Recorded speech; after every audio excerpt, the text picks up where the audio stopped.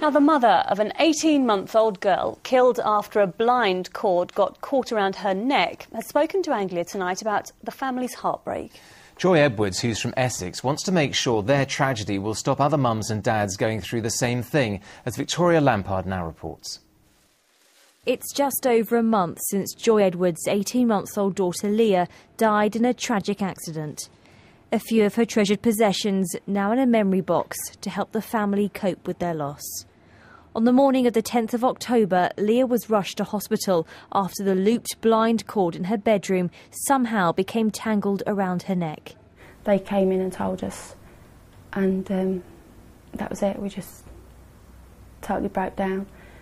I went in to see her, but I couldn't, I didn't want to leave her.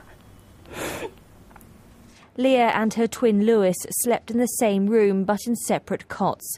Leah's was nearer to the window. It was their older brother Christian who went in that morning and noticed Leah had something around her neck. I shot out of bed, went immediately, picked her up, because I could see there was something around her neck, and then it was just horrendous. I sort of untied the cord.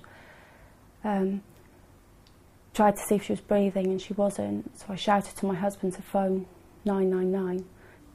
It just goes through you all the time. Why did I have the blind? Why wasn't the cord down? Did I hear her cry? And I didn't hear her cry. Despite trying to resuscitate Leah before the paramedics turned up, she was pronounced dead shortly after arriving at Broomfield Hospital. She's the 5th child to die in this way since the beginning of the year. So these are the cords we're talking about. I mean, that is quite a long loop, isn't it? Yes, yeah, it's near a metre or so. But they only need to be as high as there, really. If you cut that now and tie it yourself, it's not going to go around the cog at the top. So it has to be something really that the manufacturers do. Joy will never know exactly what happened in the twins' room that night, but every blind cord in her house is now tied up and tucked away. By speaking out, she hopes she'll save lives. Victoria Lampard, Anglia News, Maldon. Well, as Victoria mentioned in her report there, the tragedy faced by the Edwards family is not an isolated incident.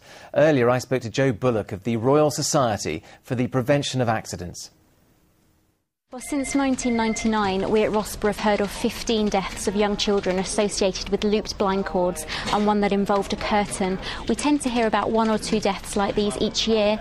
Tragically, this year in 2010, we've already heard of at least 5 deaths, so this is an unusual year. So do you want these blinds banned then? Well, at Rossborough, we're working very closely with blinds manufacturers and retailers, standard bodies and the government to seek safer blinds coming onto the market. There's a European standard which is currently being revised, and that is covering things like the safety devices that must be supplied with blinds if they come with looped cords. And what advice can you give to parents? Well, obviously there are millions of homes around the country with blinds with looped cords already. The best advice to parents is to ensure that those cords are tied up out of the reach of young children. At Rossborough, we're currently giving away free safety packs that include cleats around which those cords can be tied. And obviously we also advise that children's beds and cots are kept well away from windows if there are blinds there. Excellent advice, Joe Bullock. Thank you very much indeed for joining us this evening. Thank you. Cannabis plants with a street value of up to £2 million have been found at a disused warehouse in Essex. Officers found thousands of plants along with sophisticated equipment to cultivate them after carrying out a raid near Maldon. Jim Rice has more.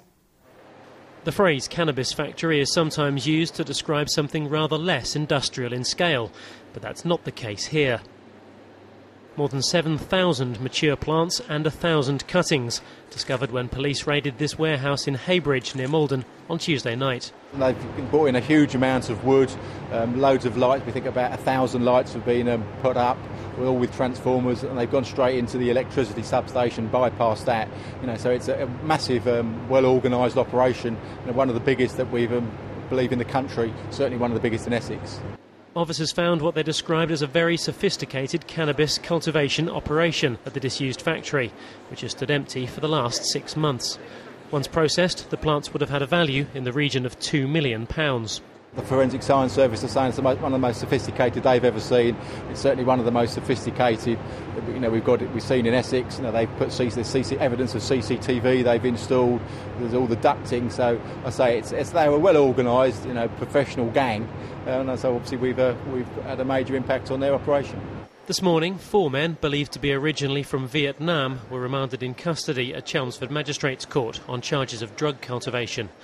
2 men from Romford were released on bail. Jim Rice, Anglia News. The Tory peer Lord Hanningfield will have to stand trial for allegedly making false claims for travel allowances.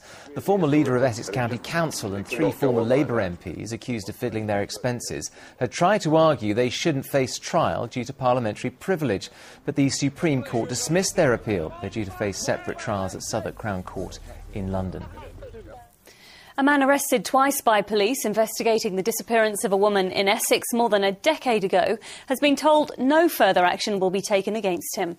Nicola Ray from Basildon hasn't been seen since May 2000. Another search was carried out at her former home in the town's Voysey Gardens in April after the 47-year-old man was arrested for a second time. He's now been released from bail without charge.